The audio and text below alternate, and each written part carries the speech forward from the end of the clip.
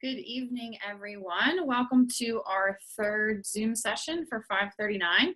I hope you all are doing well. I think we are waiting on a few more people, but I know a few people had a conflict, so we can probably go ahead and get started.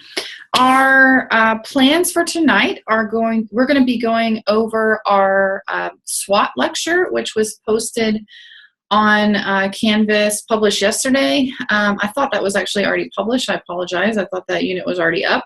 But you all had access to all the readings and everything for this week. So we're really just going to be focusing on the SWOT assignment.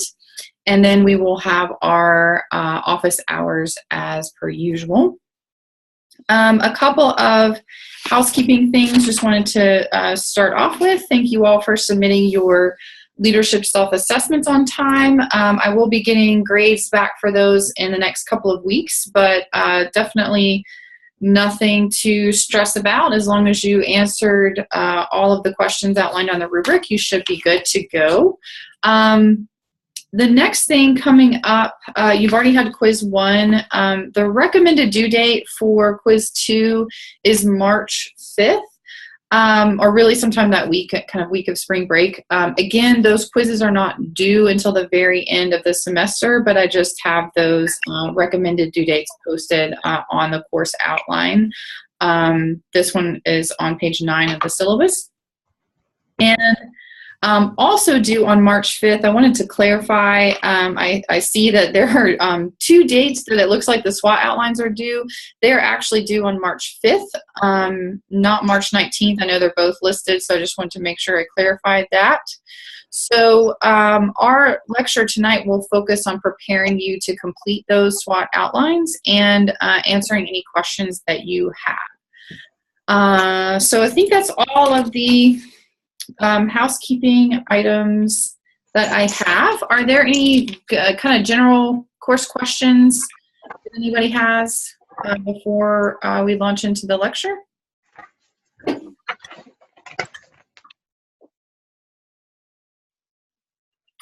Everybody doing well? Feels like spring in Nashville. I don't know if anybody else is totally in the warm zone for the next couple of weeks. Okay, well, let's go ahead. Oh, sure. Yeah, go ahead. Well, the quiz date, there's a due date for the quizzes. I would just like to know, will they remain open or it has to be completed by that date?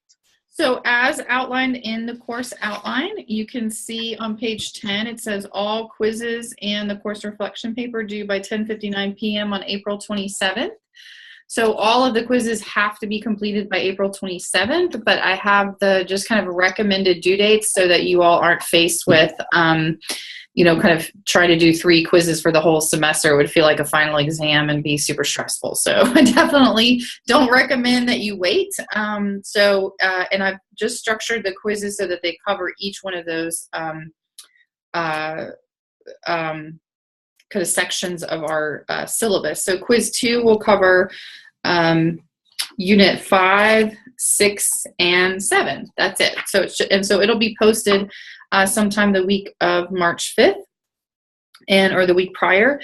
And, you can take it anytime that works for you that week. And then, spring break is the following week. We don't have any new material, that following week. Any other questions?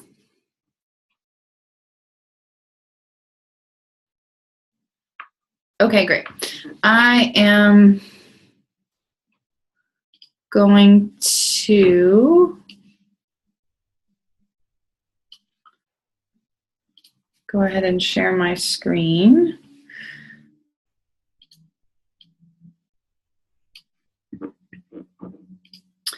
Okay, so this lecture is pretty in-depth, so I am going to take as much time as I can, but I do want to make sure that we keep right at an hour. If at any point something needs clarification or doesn't make any sense, please stop me. Just don't wait until the end. Let's go ahead and go through this as just don't stop. Please interrupt me is what I'm trying to say. Okay, So as you all may remember from reading the instructions that were pretty detailed, I tried to be as detailed as possible in those without being totally overwhelming. The purpose of the SWOT analysis is to quite simply analyze what is working well about an organization and what is not working so well. And so that's really the end goal is kind of is kind of taking the temperature of the organization. And the way that we get there is a very systematic process that, it's going to look a little different, across agencies and depending on the type of agency that you choose to analyze. But at the end of the day, everybody's going to kind of follow this specific set of kind of rules and guidelines for analyzing the organization. And that's really what we're going to focus on today. So when we say SWOT, we do mean strengths, weaknesses, opportunities, and threats. And SWOT is the acronym that we use. You may see in the literature, or maybe even your organization has already completed a SWOT analysis before, but you may also see it referred to as a SCOT, a strengths, challenges, opportunities, and threats. So SCOT. So that's essentially the same thing. It's not an entirely different process. It's just a different word choice there. But we're going to stick with SWOT. So one thing to remember, that when you are going through and analyzing all of the different factors, because it's this factors issues that we're looking at, there are internal factors, so factors that are internal to the organization. And then there are factors that are external to the organization. And how we separate that out is we think of internal factors, we identify strengths and weaknesses. And for the external factors, we identify opportunities and threats. So that's a little bit why we use the different language. Because technically you probably could say, opportunities and strengths are the same things, but that's not really. So the internal pieces are for strengths and weaknesses, and the external factors are for opportunities and threats. So that's just the general overview. So before I go any further, I would love to just see if anybody can share with me, just kind of critically thinking about an agency that you've worked for or your current internship placement. What would you think, what strengths do you think that you could identify that organization already has, that specifically that are internal to the organization? So what do you think that means internal to the organization, and can you identify any strengths already that you know about? They can be under any category.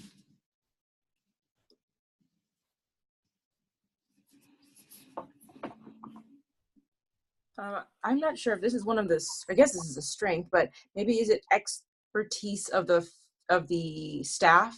Yes. Yes, Kendria, that's a perfect example. Yes, absolutely. And that would just so happen to go under the staffing and human resources category that we'll talk about a little later. But yes, so, just thinking about, some of our staff are totally they're experts in their area. They have all the education that they need to perform their jobs very well. They might train others in the field on how to do those specific jobs or that specific modality or, intervention. So yes, that's a great example. Can you think of any weaknesses that might be internal to an organization? Just kind of off the top of your head.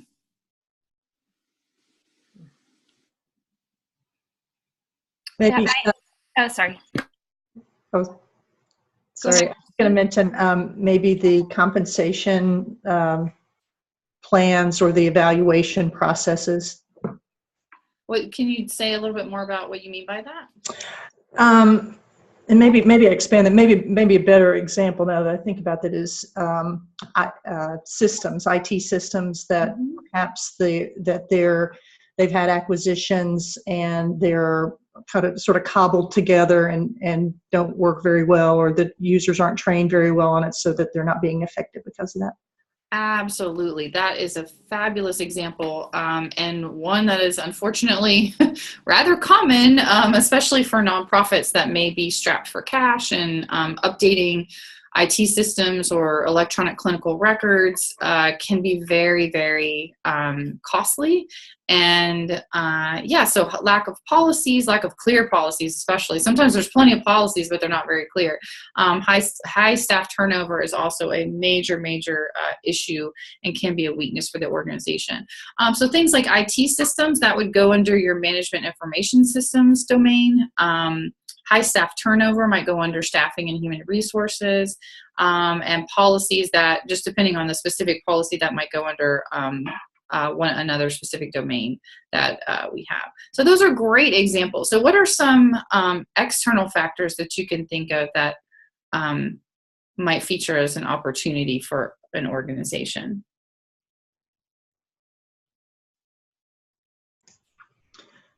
The hospital where I work was founded on what they call the concept. It's a cancer hospital, and it's on integrative care. Mm-hmm. And that's what they consider to be a differentiator, that they offer not only the actual medical care, but all the things that make a person healthy. So the nutrition side of it, the social work side, mind and body. They have chaplains on staff, and they consider that to be a strategic advantage.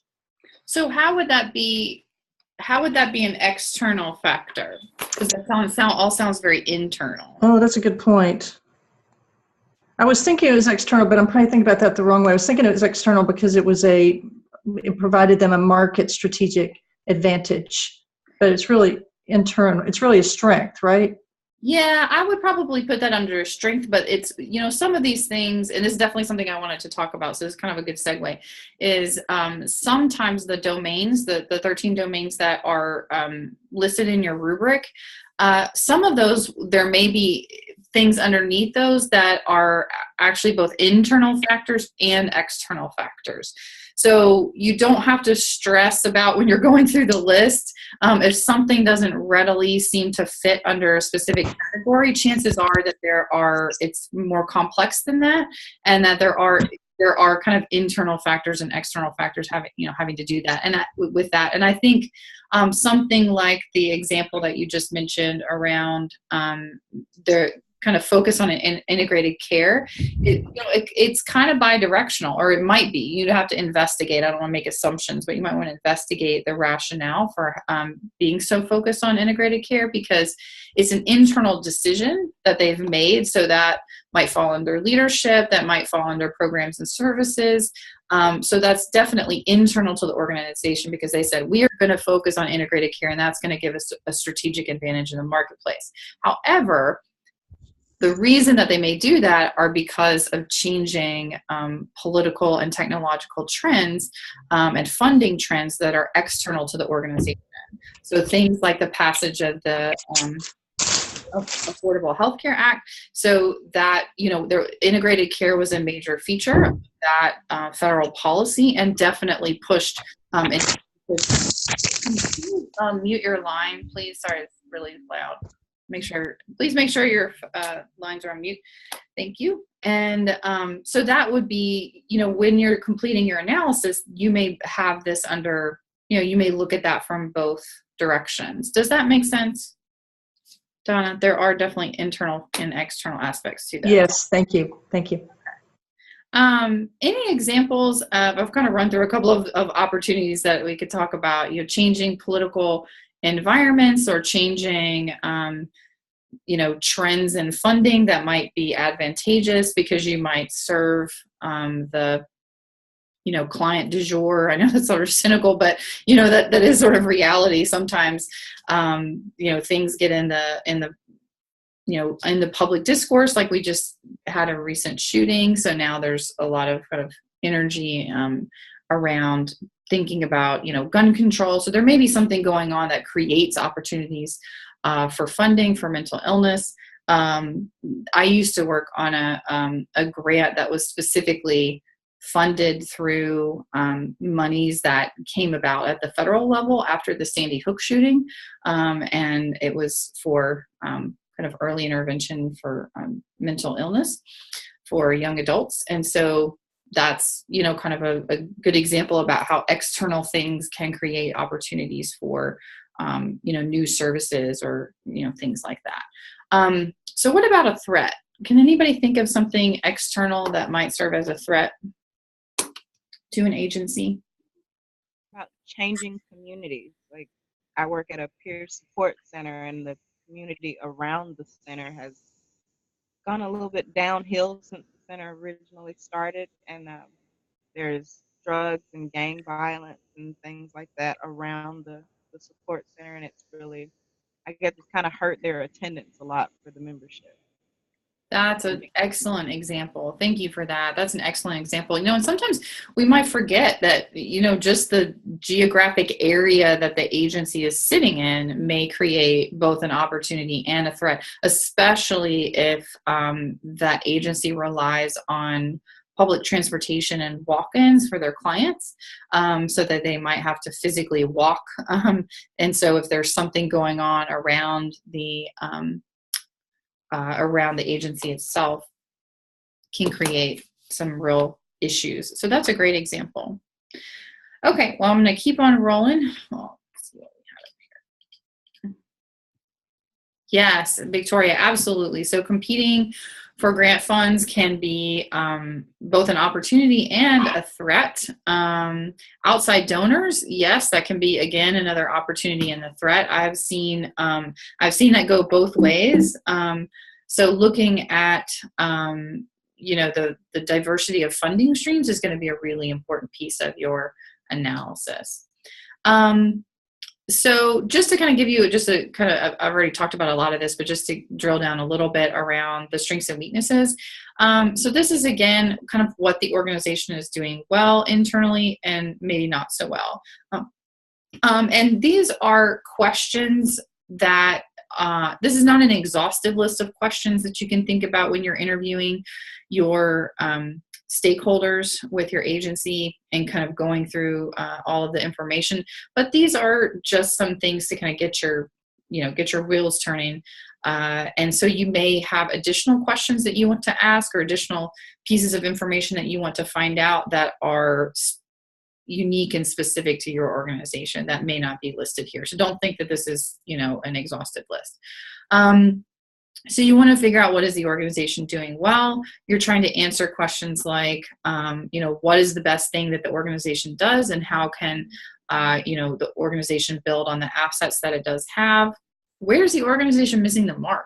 So kind of what are they doing well, but then where are they really off base?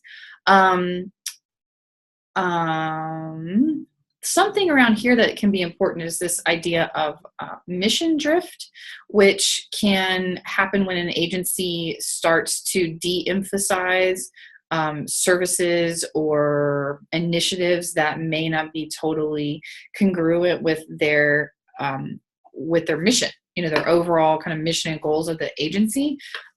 So they might start to sort of lose focus on what their original mission is. And so they really could be missing the mark in that area. As kind of Kendria mentioned earlier about the expertise of staff, that's a really important piece of the puzzle here. So are staff educated and prepared to carry out their jobs? How well is the organization managing its finances? That's a very, finances are one of those things that's very external, because you're most likely receiving, external funding, unless you're just completely, the agency's just totally endowed. It's, you're probably getting, grant funds, you might be getting state grants, you might be getting federal grants, you might be getting private, individual donors, might be part of a trust, or foundation money. So there's just all kinds of different funding streams that the agency could have. So how are they managing those? Or are all their eggs in one basket, so to speak? Do they have a single funding stream, and then if that goes, then the agency is just going to have to close their doors? So these are really important pieces to figure out. Is the organization adding or losing clients? That's something that can be kind of a complex issue, but very relevant to the status of an organization. Maybe they've been around for 30 years and they used to get a lot of referrals. But now their referrals have been cut in half over the last 2 years because there's been a number of similar agencies that have cropped up in their area. And so they're losing their kind of hold on the client base. So things like that can really make a big difference. And lastly, are the programs offered relevant? You may remember from our policy class, or if you're in a different section of it, that sometimes policies are developed and it's like a policy in search of a problem. Sometimes you can have a service or a program that's in search of a client or in search of an issue. So sometimes the agency may be providing really great services, but maybe they're not great for the clients that they're serving. Or maybe it's kind of outdated and there's been advances in the field and the programs and services that they offer just aren't as relevant as they used to be 15 years ago. So that's another important aspect to your analysis. Are there any questions about this?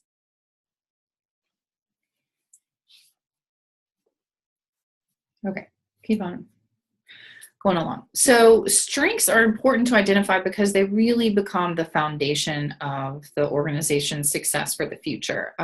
As with your own strengths, with your that you identify through your Strengths Finder, this is a similar process. Organizations are going to get further faster if they focus on their strengths rather than spending all their energy trying to be something that they're not, or try to mitigate their weaknesses and not really focus on building and leveraging their strengths.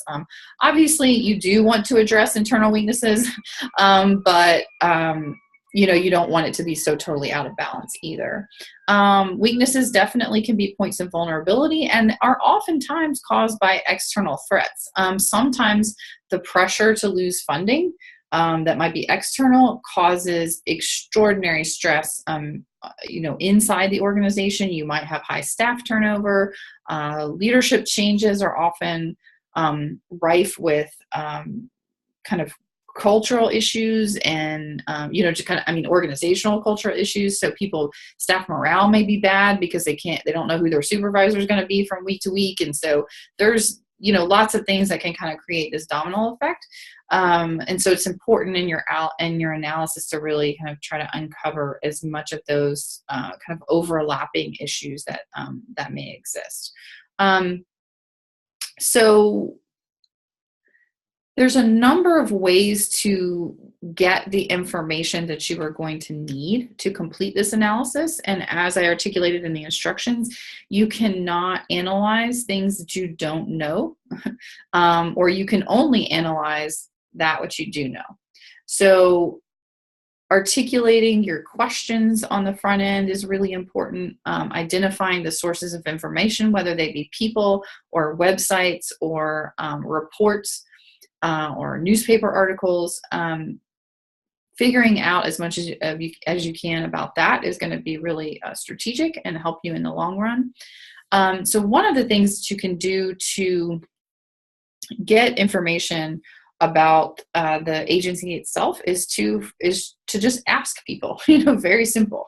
So you want to identify a list of key stakeholders and figure out what kinds of conversations you need to have with them. I put all those questions down earlier, but you can come up with your own list of questions, which I definitely recommend. And that will help you kind of get ultimately to the information that you need. Depending on the type of organization, that will determine who the stakeholders are. And so as you can see here, there's a list of kind of commonly found stakeholders like board of directors. Those are the people outside the organization that help to direct the work of the organization and make strategic and fiscal decisions. The clients themselves, huge stakeholders, professional staff, the employees, supervisors, managers, referral sources. A lot of times that's a huge stakeholder because they're, relying on your agency to, perform a service for their own clients. And funders certainly are very invested in the work that they're funding.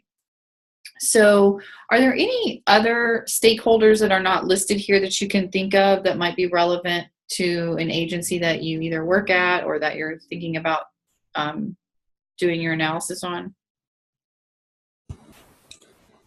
Volunteers. Someone also said that in the chat. Yes, absolutely. Yes. Great. Totally agree. community.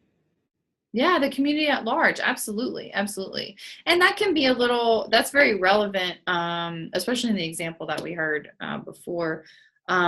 Sometimes the community is very dependent on the agency. Sometimes the agency is very dependent on the community. Usually it's a symbiotic relationship. Or sometimes the community is really not happy that that agency is there. So it can kind of look all different ways. So you can't necessarily interview the quote unquote community, but there may be strategic representatives that you could identify within the community at large that could help you get to some of this information. So great. Okay, well, before we jump to opportunities and threats, are there any other stakeholders that you can think of or any other questions you have about internal information? So I've mentioned here, conversations with key stakeholders. So these are, individual people, but that you can interview. But there's also a number of key documents that you can access that will give you information. Can anybody think of what some of those may be? Copies of grant proposals. Yeah, grant proposals, sure. That might tell you what the, what the service or the program is supposed to be doing. Yes. I would say annual reports. Annual reports, absolutely, Christine, absolutely. They are a wealth of information. They usually have things like number of clients served, different information about the, budgets, leadership changes, they just, and most nonprofits, if you're analyzing a nonprofit, most of them are required to generate an annual report. But, they're pretty common among agencies. So that's a great one. What else?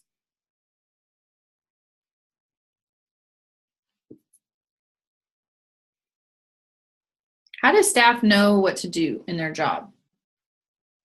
Where do you get that information?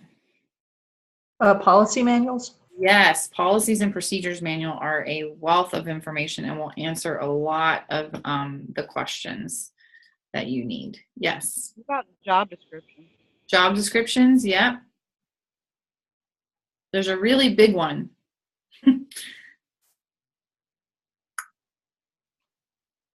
I was going to say just like the board has to follow certain protocol as well in terms of how they make their decisions. Yeah, and one of the things to consider is how decisions are made. So yeah, that may be a really good one. So kind of the bylaws for the board, sure.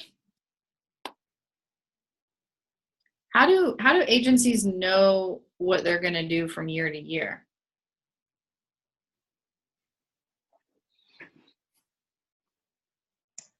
Their strategic plan and budget? Yes, absolutely. Those are the last, there's, I'm sure, certainly more documents, but the strategic plan and the budget are absolutely critical documents to be reviewing. Budgets, as I mentioned, probably in policy, their budgets are position statements or policy statements of an organization.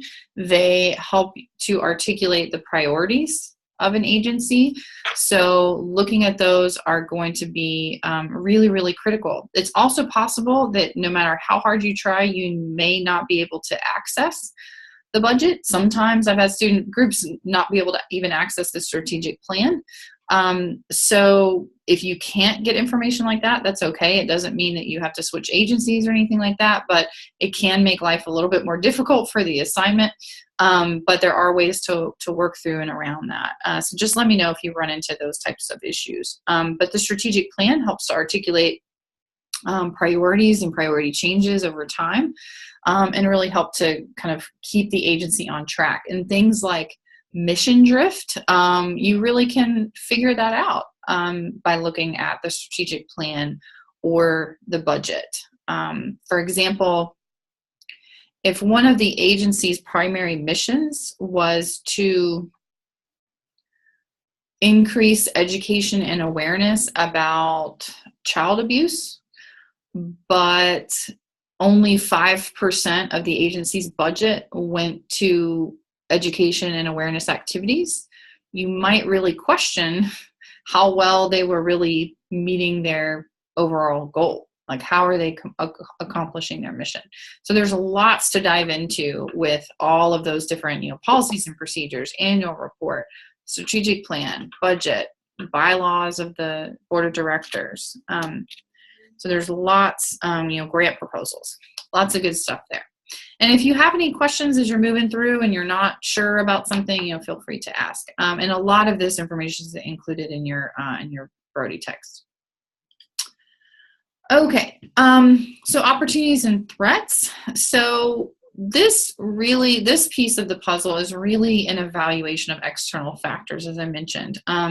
So it also is known as an environmental scan or futuring. You're really trying to just stand out on the front doorstep and, look to the horizon and see what's coming down the pike, see what's happening that may impact your organization. Without doing a thorough analysis of this, agencies can really be in the dark and they can be caught off guard. Agencies have had to shut their doors because they weren't fully prepared for a major change in policy or funding. So you want to know what's going on external to the organization just as much as you want to know what's going on internal. When you're because ultimately you're trying to assess organizational health. And just like you would want to assess your own personal health, you want to know, like, what type of healthcare do you have access to? You don't want to just have control over that. So that might be an external issue, but you do have control over what you eat, which might be more of an internal issue. So a lot of this, there's comparisons for your own life, especially even like with your own personal household budget, you can think about that as well.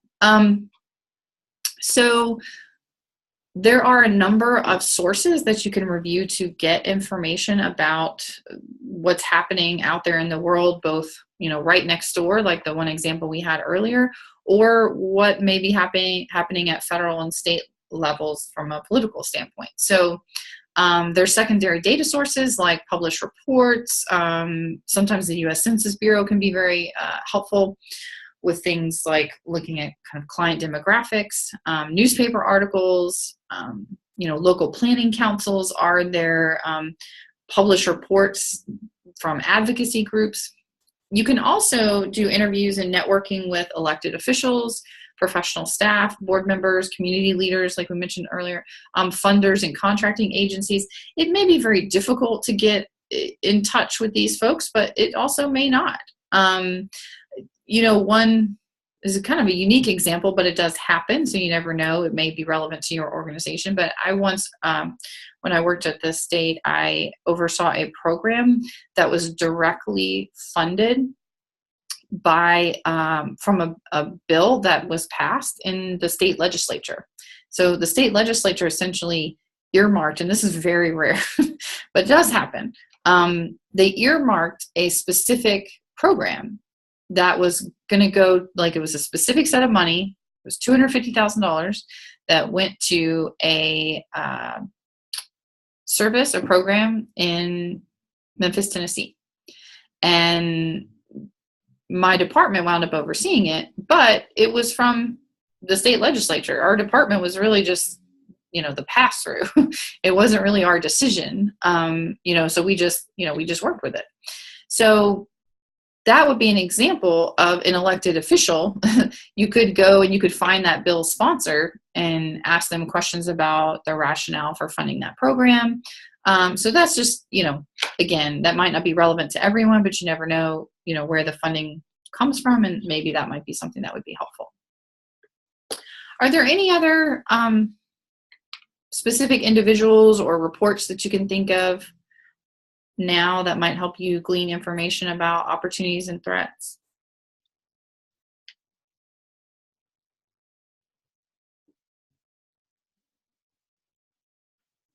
A lot of this, again, is going to be very specific to your organization. Something like if your agency focuses on immigrant and refugee rights, that's a pretty volatile topic right now at the federal level. So changes in federal policy are essentially imminent. So there may be analyses that are out there from, in newspapers or by, larger think tanks or universities that put out information that, talk about those kinds of things. So And really, you want to be looking at issues that impact, not only your agency, but also the clients that your agency serves. Because if you don't have a client base, then you don't have any, you're not fulfilling your mission, or you can potentially lose money if you're not serving the number of clients that you're supposed to be serving. So there's a lot of different pieces here to this puzzle. So some questions to think about answering around opportunities and threats are: any changes in public administration expected? Changes, we might go from a Democratic controlled, governor and state legislature to a Republican controlled, or vice versa. That may be a huge change. Expected reductions or increases in funding. So we mentioned earlier, entirely new funding sources that might be coming down. Newly recognized community problems or crises, like I mentioned the shooting in Florida. That was something that came, even though that's a chronic issue in our country, that might create something specific going on in Florida. Also, what is the competition doing? So are the services that your agency provides, are they essentially a monopoly? Like, do they have total control of the client base, or is there a lot of diversity, and is there a lot of competition, and clients could really just go anywhere and get your service? So and if the environment is competitive, how is your organization faring in that competitive market? And then, like, what changes are happening that can help the organization fulfill its mission? Or what changes are going on that might undermine the organization's progress towards achieving its goal? So this is kind of a generic question, but there may just be factors out there that are unique to your geographic area, that are unique to your agency, that are unique to the services and clients that are being served. So that is kind of a catch-all. Can you think of any other questions or anything that you might add here?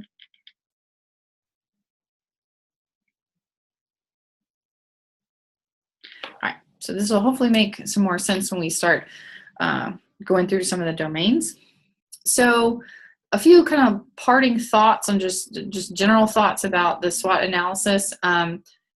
This really is a huge asset to, or at least it can be a huge asset to the agency that you're working with. SWOT analyses are lengthy. They are take up time. They cost money. They can be very expensive, especially if you're bringing in an outside third party, consultant, which is essentially what your group is doing. Your group is acting like an outside objective consultant, and that can yield a lot of really amazing results that can be really beneficial for your agency to understand. So you have a special opportunity through this assignment, even though it's for school. You are, this is experiential learning. So you have an opportunity to impact the agency that is selected by your group for this. So I'm hopeful that communicating that to your potential agency will be a good pitch, and that they will really understand the value of what you are doing. Very few agencies can afford to take the time and to add the workload that this takes. And you'll understand once you go through all the domains and you ask all these questions and review all this information, you'll understand exactly how much work this is and why it's kind of, agencies aren't doing this every year. But it's a very important process, and can help the agency leverage strengths that they may not have realized that they had, especially in relation to, their competition. You might help them become aware of potential, threats that are coming down the pike that maybe they weren't, didn't have time to go out and look for. So then they can make course corrections in advance. So there's huge opportunity here for you to help them. And SWOTs are critical for helping agencies with their strategic planning processes, because once you kind of know what your strengths are and you know what your limitations are, you can then develop plans that specifically leverage your strengths and help to mitigate your weaknesses or take advantage of outside opportunities. So it's a really important process. So wanted to see, because you all are kind of serving in this outside consultant role, What do you think some of the benefits and drawbacks of using an external kind of lens on this process is? A benefit is objectivity. Yeah, absolutely. Just not being totally emotionally invested like the people who work there. Yes, absolutely. What else?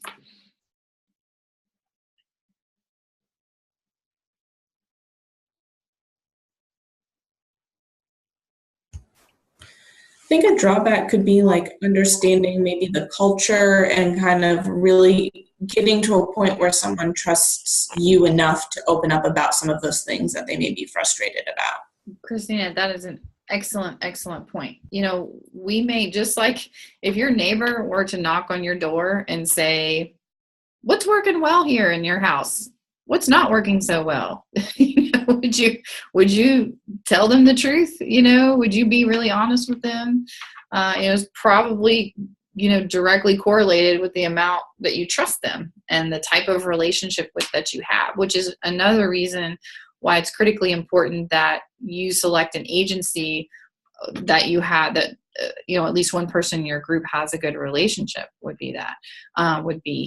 Yeah, interviewing bias, absolutely another drawback around the credibility of information. You might not be you might receive information that's just factually inaccurate, or at a very least is extremely biased. So yes, we love working here. You know, you've probably heard that before, when in reality, maybe there's quite a few people that don't like working there. But at the end of the day, you can only analyze what you know. You can only analyze the information that you can access. And so that's really what you have to work with. So there are pros and cons to both of this. You know, if you interview people, or the people who complete the SWOT, if they work for the agency, you may have a whole lens into things like agency culture and, you know, what's really going on. So yeah, you might have some pretty policies and procedures, but nobody really follows them. People kind of do what they, you know, you have a bunch of kind of rogue agents, you know, and people really just do what they want to do anyway. And there's not really a lot of accountability, but that may not be present if you're just reviewing the policies and procedures. So there are pros and cons to both of these approaches. So just know that on the front end that, you know, you're going to get the information you're going to get. Sometimes you're going to be able to read between the lines or identify things that are incongruent. Like, you say this on paper, but when I talked to so-and-so and when I talked to this other person, it didn't really line up with what was, you know, said in your report or what was in your strategic plan. So, you know, that's a great opportunity for you to use your critical lens and do a really thorough and very interesting analysis that could be really helpful to your agency. So this is going to look very different across each of your agencies, and we're going to get to see all of this come to fruition here in, you know, towards the end of the semester. So before I jump into the domains, are there any other thoughts or questions, general questions about what we've talked about so far?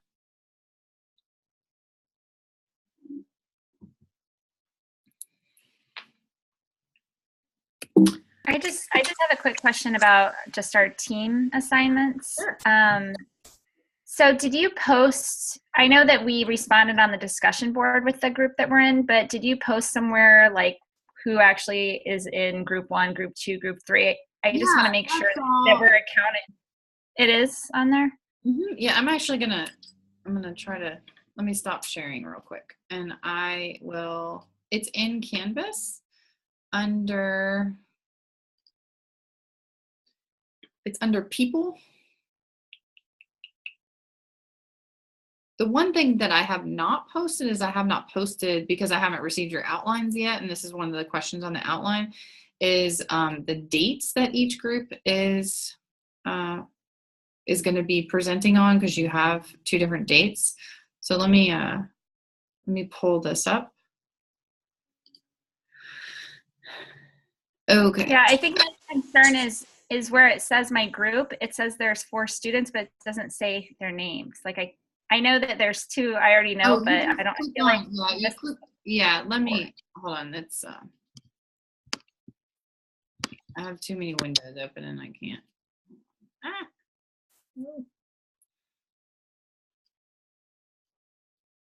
Okay, I found it. Thank you. Okay, I'm going to share my screen again just real quick. Okay, can y'all see this?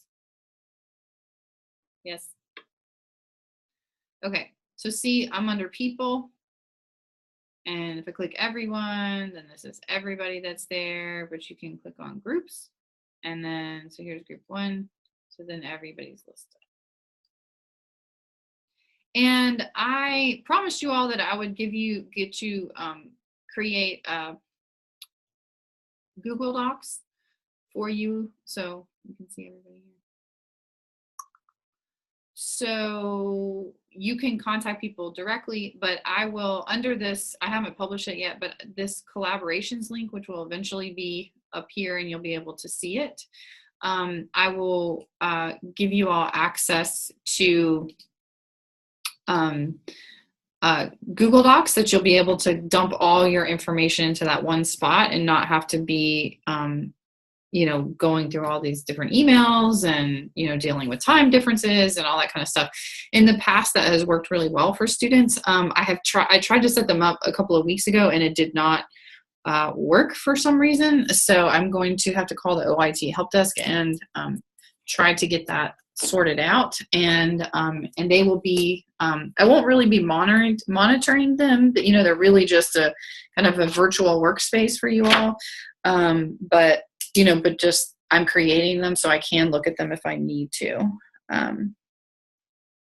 Just making a note so I don't forget.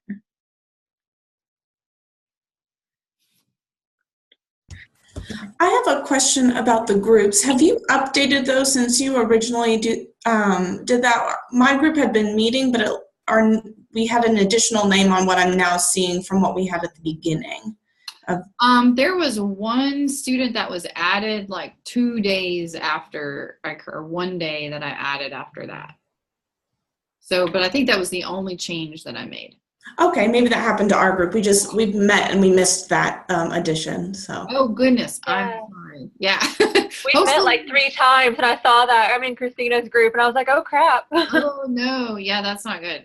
Yeah, those are the groups. So yeah, they've been posted. I haven't changed them in a very long time. It was like, I think the day after or the 2 days after, because we just had one student who was a late registrant.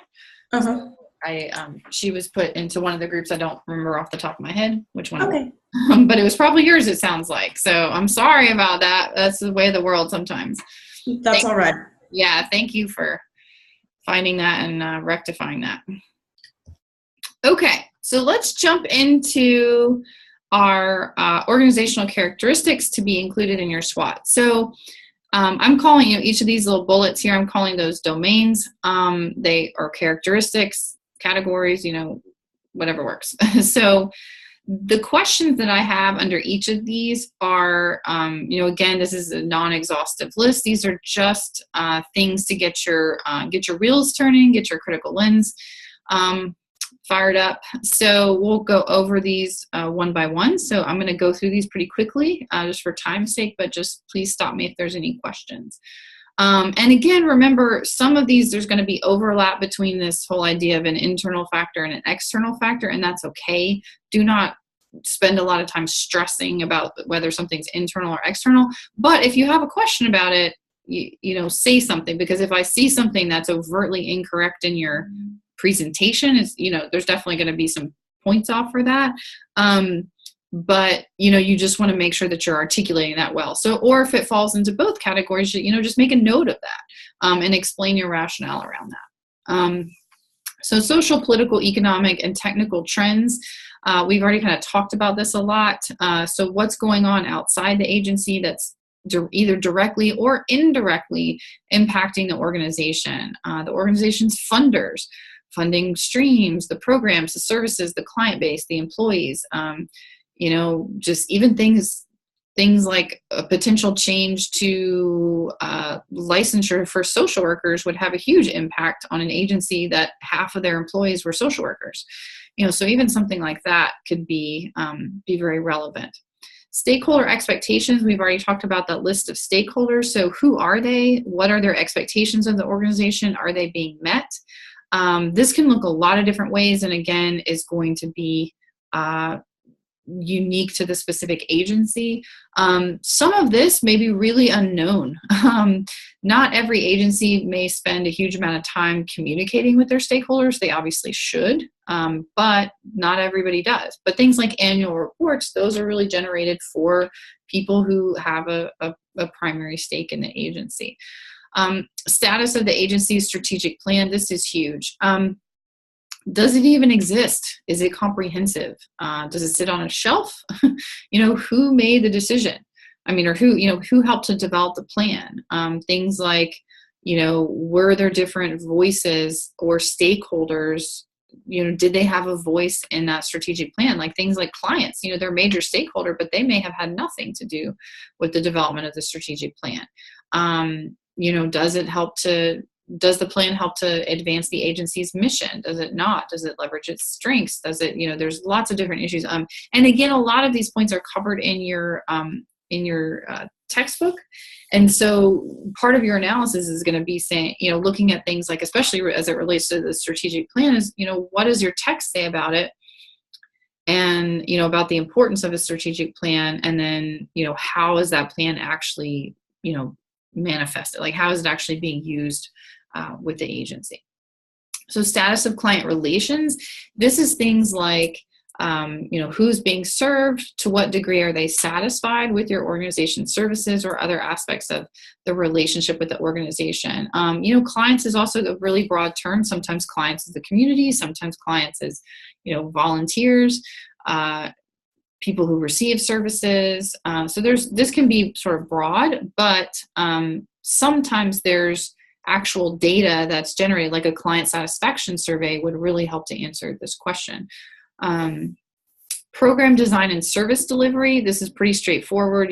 What services are provided, how much do they cost, who gets served, how do the services specifically help accomplish the mission, what's the organization's rationale for providing these services, kind of going back to some of those questions like, are the services relevant?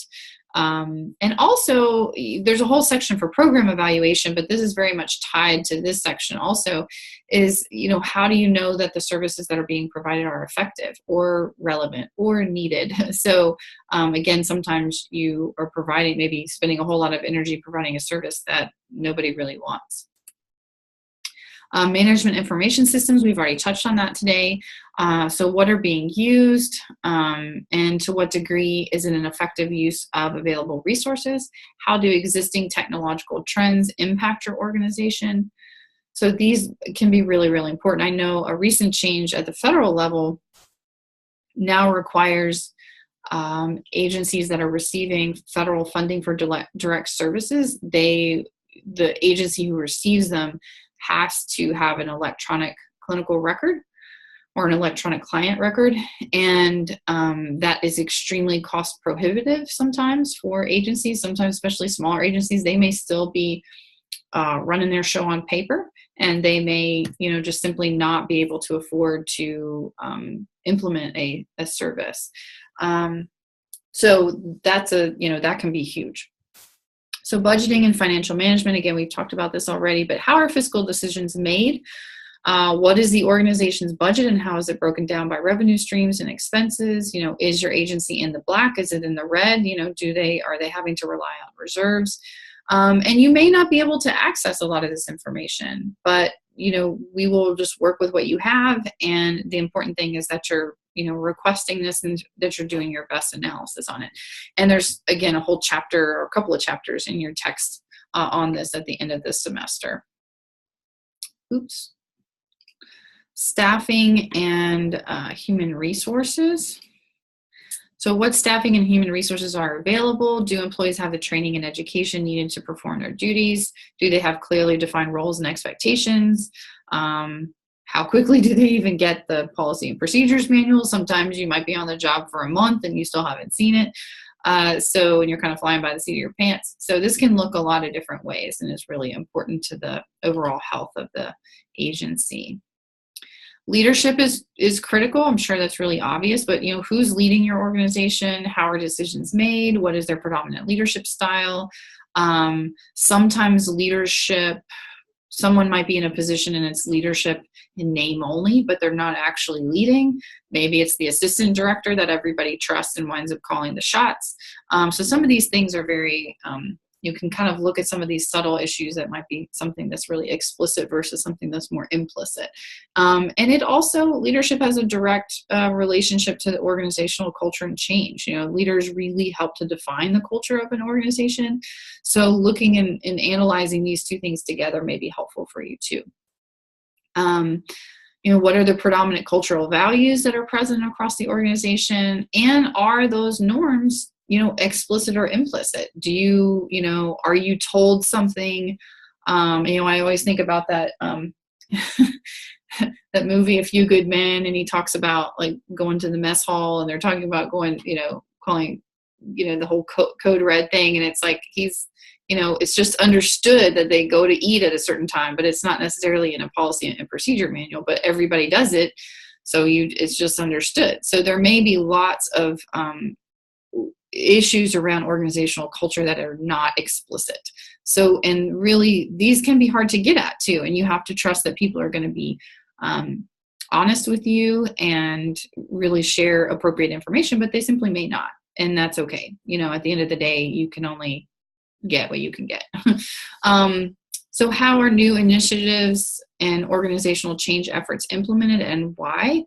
Sometimes agency leaders may choose to just sort of get on the latest bandwagon of, you know, the service du jour or the, you know, like trauma-informed care or integrated care. There may be these kind of, you know, looking at ACEs. These are really kind of trendy things, but the agency may want to get on board, but they may be, you know, have inadequate resources to do it effectively.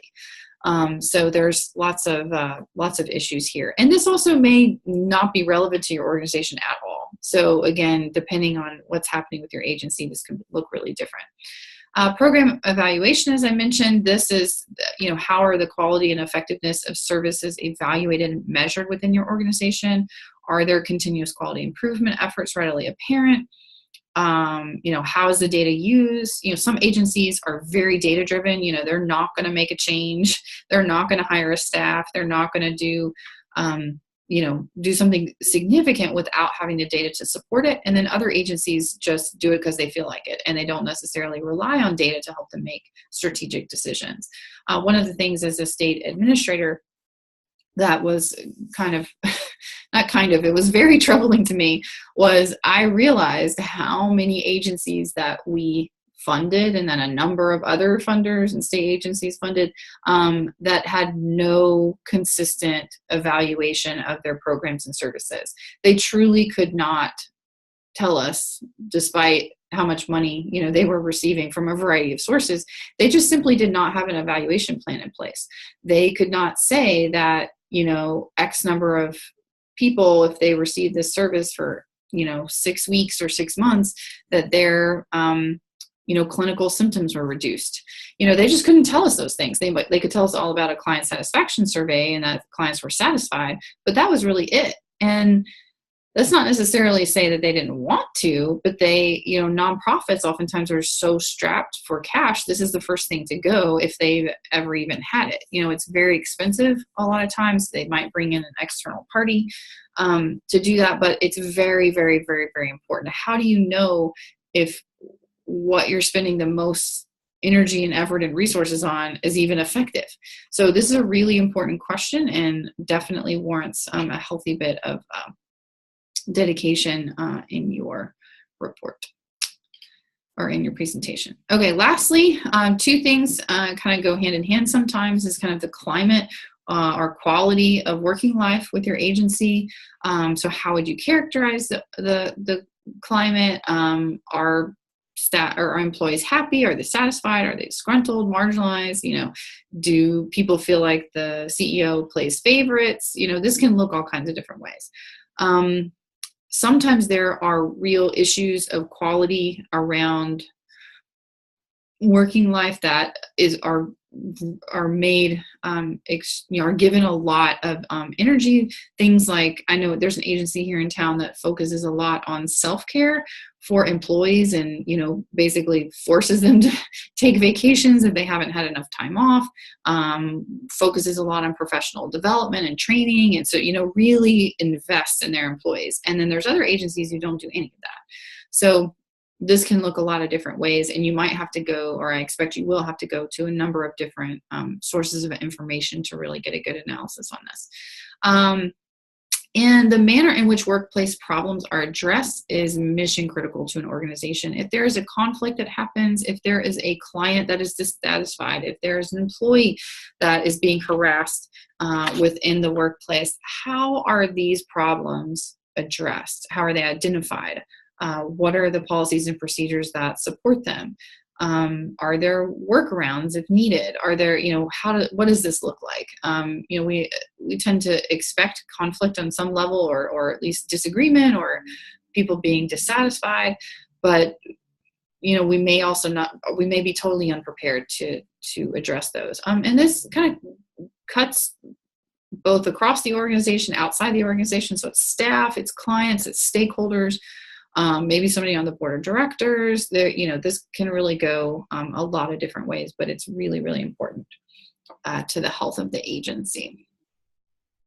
So I have one more slide just about forming your groups, but this is the last one about the SWOT assignment itself. Again, don't forget there's a lot of documents with instructions about the assignment on Canvas. This really was to help just further articulate that and increase your understanding of what each of these different organizational characteristics meant. So are there any last questions about the assignment before we jump to just the very last piece?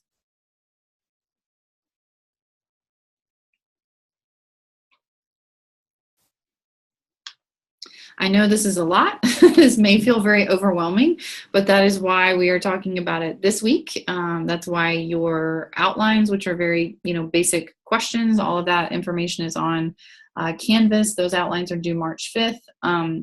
I will review those outlines. They're really to help you. They are not graded. You can do bullet points. Don't worry about APA. It's really just about getting the information to me. They'll probably be about a page long, nothing to stress about, but they will, fully answering those questions in a meaningful way will help me help your group. And so I'll take those outlines and we'll schedule a time to meet individually with your group to make sure that, you feel good about the agency, you feel good about the questions that you're asking, and you're getting access to the information that you need and help you troubleshoot things. And so those outlines are important for your kind of overall success. And it helps you kind of take a bite of the elephant, one bite at a time. So I know this can feel overwhelming, but it is a step-by-step process. And, sometimes it may take a long time for you to get access to information. So kind of doing the more work you do now, even though it may feel like, oh, well, it's not due till April, but the more work that you can kind of do, a little bit, ask another question, review another document, kind of each week, it's really going to help you over the course of the semester, because as you can see, this is quite a bit of information. Okay, so this slide does also have to do with some of the course topics for this week and the next couple of weeks. We're really focused on kind of moving from leadership of self to leadership of others. So, how are you functioning in groups? What type of steps are you taking to make sure that your group works well, is functional, that everybody is motivated, that you're getting the best work out of each group member? And so you have an opportunity, again, it's kind of experiential learning. You have an opportunity to put into practice a lot of the information that you're reading about. And, use your strengths to help work through issues or to help identify, who's going to be your group leader, what are the roles and responsibilities of, each of your group members, what's your overall goal, what's your desired outcome. So these are, again, it's not an exhaustive list of questions, but I really want to stress to your group the importance of getting on the same page, essentially. A lot of us are very focused on task lists, especially, you know, when we have families and internships and classes and numbers of classes and lots of group projects. And I know, I think probably all of you are in another group project somewhere else this semester. All of this may be extremely relevant to your other group projects. So really taking the time on the front end to establish shared expectations for your behavior in the group, for individual responsibilities, for collective responsibilities. This will pay off in spades down the road. It will also pay off very well, you know, just moving forward in your career. One of my favorite things I had a mentor a long time ago say to me is about just kind of group processes. Sometimes you have to slow down to go fast. And that's really what taking stock of and kind of stop and assessing, you know, before you move forward, before you launch into your task list, before you divide up everything. And I know many of you have already met several times. That's okay. It's never too late to kind of jump into answering some of these questions. So, and sometimes this will save you time down the road, because if you know, for example, how your group will address disagreement and conflict, if you know that, if that's established, you know what your process is, then should that happen, may not happen, but should that happen, you don't have to deal with the stress or the worry or anything like that. You know how to address it.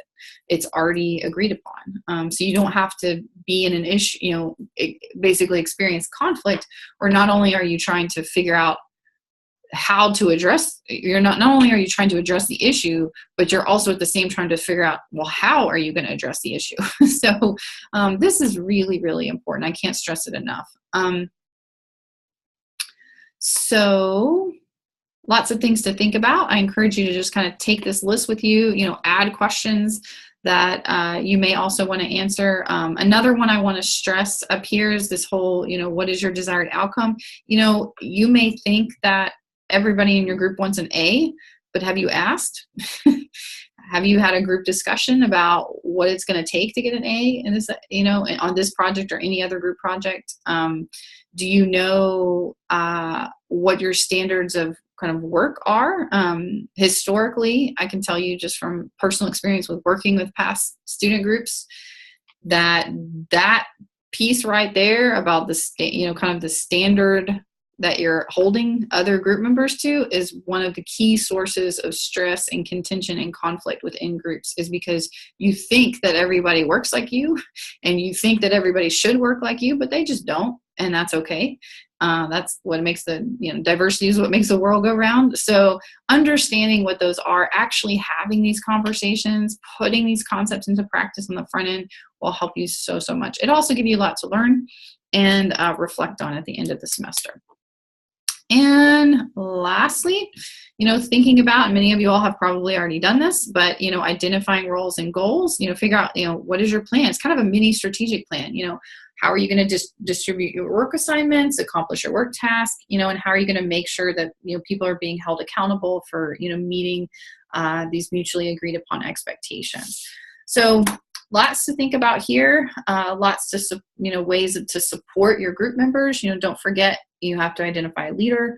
And, you know, that doesn't mean the leader calls all the shots. It just means that you have one and you're going to figure out what that looks like collectively. So, and then you'll be able to include some of that information in your course outline. So any questions about this before I exit out?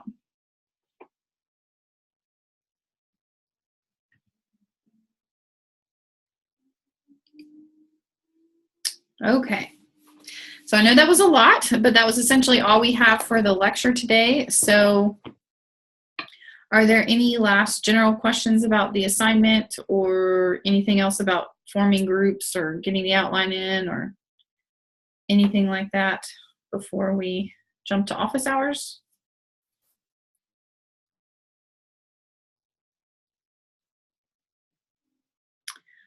Okay, great. Well, I'm going to go ahead and stop recording.